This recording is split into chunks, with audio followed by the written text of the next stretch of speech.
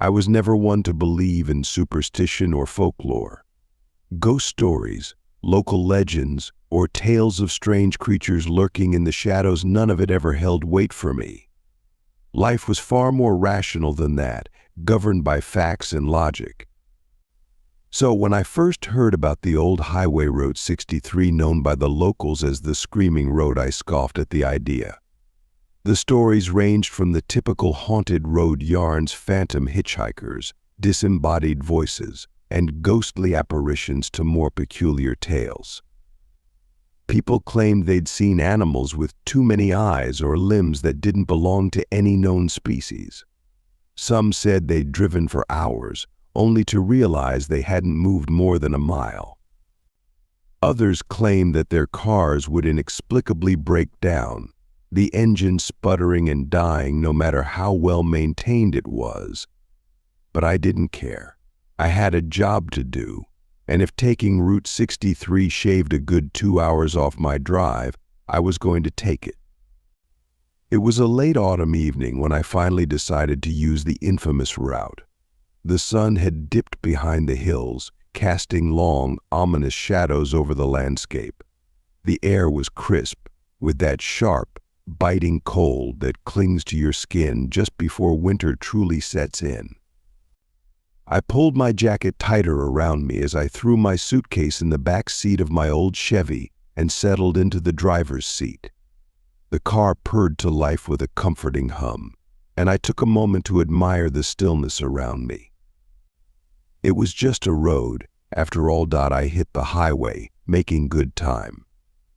The GPS directed me toward Route 63 with a slight detour off the main interstate. The moment I crossed onto the road, the atmosphere seemed to shift. It was subtle at first, just a sense of isolation, the kind you'd expect on an old country road late at night. There were no other cars, and the trees on either side of the road seemed to grow closer together, as though leaning in toward the asphalt. I turned up the radio, trying to break the eerie silence, but it crackled and fizzled before cutting out entirely. Just static. Annoyed, I switched it off and focused on the drive ahead. The road was narrow, winding through a dense forest with only my headlights cutting through the thickening fog. As I drove, the moonlight filtered through the treetops, casting strange, twisting shadows that danced across the road. About 30 minutes in, the car began to act up. It started with a slight sputter, the engine stalling for a fraction of a second before catching again. My heart skipped a beat, but I ignored it. Old cars do that sometimes, I muttered under my breath, trying to reassure myself. But then it happened again, this time longer, like the car was choking on something unseen. I tapped the gas pedal, trying to keep the momentum going, but the sputtering worsened. Finally, the car slowed to a crawl before the engine died completely. I cursed under my breath and pulled over to the side of the road. The fog was thicker now, swirling in front of the car like smoke, obscuring everything beyond a few feet. I tried turning the key again, but the engine wouldn't start. Dead silence. My phone had no signal, of course, so I was left with no choice but to get out and see if I could figure out what was wrong. As I stepped out of the car, the cold hit me harder, almost suffocating. The forest around me was unnaturally quiet, no rustling leaves, no animals scurrying through the underbrush, just silence, the kind that gnaws at your nerves, making you hyper-aware of every little sound. I popped the hood and stared at the engine, not really knowing what I was looking for. I wasn't exactly a mechanic, but as I leaned in closer, I heard something in the woods. It was faint at first, almost like the rustle of leaves, but it grew louder. A low growl, guttural and unnatural, reverberated through the fog. I froze, heart pounding in my chest. There was movement in the trees, something darting between the trunks, too fast to see clearly. Then I saw it. Them. At first they looked like wolves, but something was wrong, terribly wrong. Their eyes glowed unnaturally bright, and their limbs were too long, their bodies twisted in unnatural ways. One of them stepped closer, and I saw its face, if you could even call it a face. It had too many eyes, black and empty, and its mouth. Its mouth stretched impossibly wide, filled with jagged teeth that gleamed in the moonlight. Panic surged through me. I slammed the hood shut and scrambled back into the car, locking the doors as though that would somehow keep those things out. My hands were shaking as I tried the ignition again. Nothing. I could hear them now, circling the car, their growls low and menacing. I could feel their eyes on me, watching, waiting. Then, just as suddenly as they had appeared, they vanished. The growls faded, and the fog seemed to lift slightly. I was alone again, but the sense of dread lingered. I sat there, gripping the steering wheel, my breath coming in short, ragged gasps. I had to get out of here. I had to leave that cursed road. Without thinking, I grabbed my backpack from the passenger seat, stuffed a few essentials into it, and stepped out of the car again. The air felt heavier, thicker somehow, but I forced myself to keep moving. I didn't know how far it was to the next town, but staying there was not an option. I walked, keeping my eyes on the road ahead, but every so often I'd hear something behind me, a soft whisper, a rustling in the trees, a flicker of movement in the corner of my eye. Each time I spun around, expecting to see those creatures again, but there was nothing. Just the road stretching out endlessly before and behind me. As I walked further, I started to notice more strange things. At one point I saw a deer standing in the middle of the road. It was unnervingly still, its eyes glowing in the fog. I paused, unsure of what to do. Deer were normal, right? This was just a regular deer. But then it tilted its head in a way that was too human, its eyes unblinking. I took a step forward, and it took a step backward, moving as though it were mocking me, daring me to follow. I didn't. Instead, I moved around it, keeping my eyes on the creature as it watched me with an intensity that sent chills down my spine. Not long after that, I heard rustling in the bushes beside the road. I quickened my pace, but the rustling followed me. Then, out of the corner of my eye, I saw something crawling. It looked like a raccoon at first, but it was too large. Its limbs were elongated, twisted, and its body seemed to move in unnatural, jerky motions. It scurried across the road in front of me, disappearing into the trees on the other side. I stopped walking for a moment, my heart pounding, but I knew I couldn't stay in one place for too long. The hours dragged on, and the fog thickened once more, swirling around me like a living thing. My legs ached, my feet sore from walking for what felt like an eternity. I glanced at my watch. It had stopped working. No surprise there. Time felt wrong, twisted, somehow. As I trudged along, I suddenly heard a high-pitched screech coming from the sky. I looked up and saw something flying overhead, something large, but not like any bird I'd ever seen. Its wings were leathery, bat-like, but its body was covered in fur, and it had a long, snake-like tail that twisted and curled as it flew. It circled above me for a few moments before diving down toward the trees, disappearing into the fog. My panic was growing by the minute. I wasn't sure how much more of this I could take. The road seemed endless, and with every step, I felt like I was being watched. I could feel eyes on me, from the trees, from the shadows, from above. My breathing was ragged, my chest tight with fear. Then, as I reached a curve in the road, I saw something else.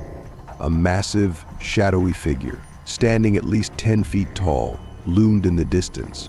It was standing on two legs, but its arms were long and clawed, dragging along the ground. Its head was oddly shaped, like it didn't quite belong to its body, and its eyes glowed with an unnatural light. I froze, unable to move as it turned its head toward me. It let out a low, guttural sound, almost like a growl, and then, slowly, it started walking toward me. That was the last straw. I turned and ran, my legs burning as I pushed myself harder than I ever had in my life. I didn't care where I was going, as long as it was away from whatever was out there. My feet pounded against the pavement, my lungs burning as I pushed myself harder. The growling grew louder, closer. I could feel it behind me, feel its presence like a weight pressing down on me. I don't know how long I ran. Hours, maybe. My legs felt like lead, my lungs on fire.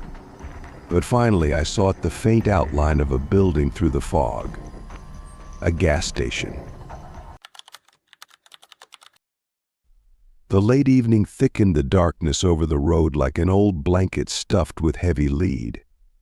My car rolled steadily down a narrow, overgrown path cutting through the wild autumn forest. I knew I shouldn't have taken this route, but time was pressing, and the detour promised hours of delay. Through the windshield, I saw the shadows deepening behind the trees, and it seemed that the forest was coming alive, whispering, breathing, watching.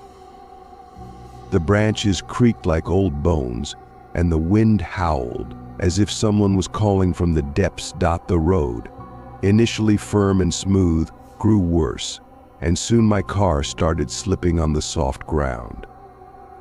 I gritted my teeth, trying to keep the car in the narrow rut, but the wheels spun futilely, digging into the earth.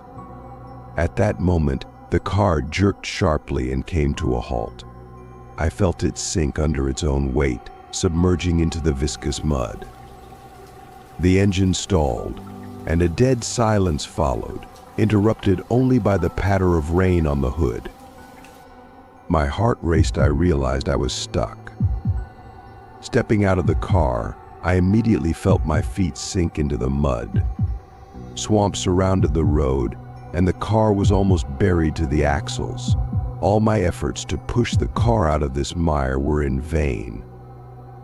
The air under the hood was still warm, and I felt the car sinking further into this cursed place. My mobile phone was useless. There was no signal here. I looked around. The forest was strangely quiet. No birds, no rustling animals.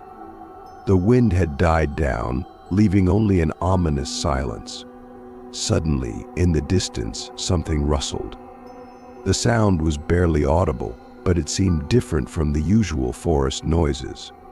Was it footsteps? Someone or something was moving slowly and steadily through the forest, heading right toward me. I tensed. My gaze darted toward the trees, but there was only endless darkness, through which not even the faint light of stars could break. Everything inside me screamed to return to the car, to take cover from whatever might be lurking in these ancient woods. The rustling grew louder. Something was definitely approaching, step by step, as if deliberately taking its time, savoring my helplessness. In that moment, I felt a chill run down my spine. Something was wrong. This forest wasn't just gloomy, it was alive, filled with a sinister, ancient energy that repelled and beckoned at the same time. I tried to start the car again, but the engine only let out a weak groan. At that moment, a low, hoarse growl echoed from the depths of the forest. My mind struggled to accept it as real, but it was neither the wind nor an animal. The growl was deep and filled with an ancient, overwhelming malice. I froze. Terrifying thoughts slid through my consciousness like shadows on the walls of ancient catacombs. Questions about what or who could make such a sound pierced my mind. In the darkness, a shadow flickered at the edge of my vision. Something had emerged from the forest. I could barely make out its shape, but the figure moving in the dark was clearly larger than a man. It was tall, misshapen, with long arms that touched the ground. This thing moved slowly toward me, its movements unnatural, as if it was moving through water. The air around me suddenly became thick, heavy, as if soaked with an unbearable stench of decay and dampness. This creature seemed to be dragging darkness with it. My eyes couldn't fully focus on it, and the more I tried to see it clearly, the less distinct it became. It was as if the darkness around it was thickening, hiding its true form. The only thing that remained unchanged were two glowing red eyes staring directly at me. Those eyes burned with hatred and hunger, like a void leading into the deepest depths of hell. Fear paralyzed me. I couldn't move, couldn't look away. The creature came closer and closer, and with each step, the ground beneath it seemed to part, making way for this unknowable darkness, as if the forest itself welcomed it into its embrace. Finally, it stopped right in front of me, close enough that I could feel the cold emanating from it. "You have come." A voice rasped, like the crack of dry bones. It wasn't human, it wasn't animal. It was the voice of something ancient, something that had been here long before me in my car, something that knew neither time nor space. I stumbled and fell to the ground, feeling the mud seeping through my clothes. The creature bent over me, its figure almost consuming me with its shadow. I felt its breath. It was cold, like wind from a grave, and its stench made me choke with disgust. It was the smell of decay, wet earth, and rot. I couldn't scream, couldn't move. My body was petrified under the weight of this monster. Its eyes glinted, and in them, I saw my reflection, a small, pathetic creature, cornered, trapped. It savored my fear, feeding on it like a predator before pouncing on its prey. That moment, as it extended its long, crooked hand toward me, I heard a sharp sound, the crack of branches.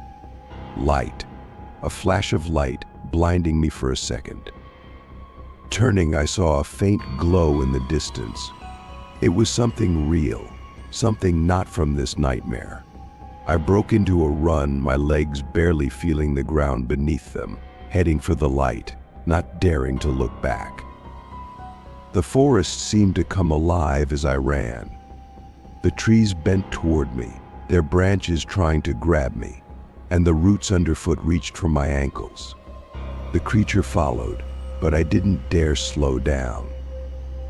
The light grew closer, and finally I burst into an open space. It was an old, abandoned cabin, its door slightly ajar, with a faint but life-saving light shining from within. I rushed inside, slamming the door behind me. The creature didn't follow. It stood outside, its red eyes glowing in the darkness, but it couldn't enter. The light from the cabin seemed to repel it, like an ancient charm protecting against evil. I looked around. The cabin was empty, but I knew as long as I stayed here, I was safe. Outside, the wind howled like 1,000 voices, and the forest sank back into darkness. But even now, sitting here in this cabin, I know it's waiting for me. It won't leave. And sooner or later, when the light fades, it will take me into that cursed forest forever,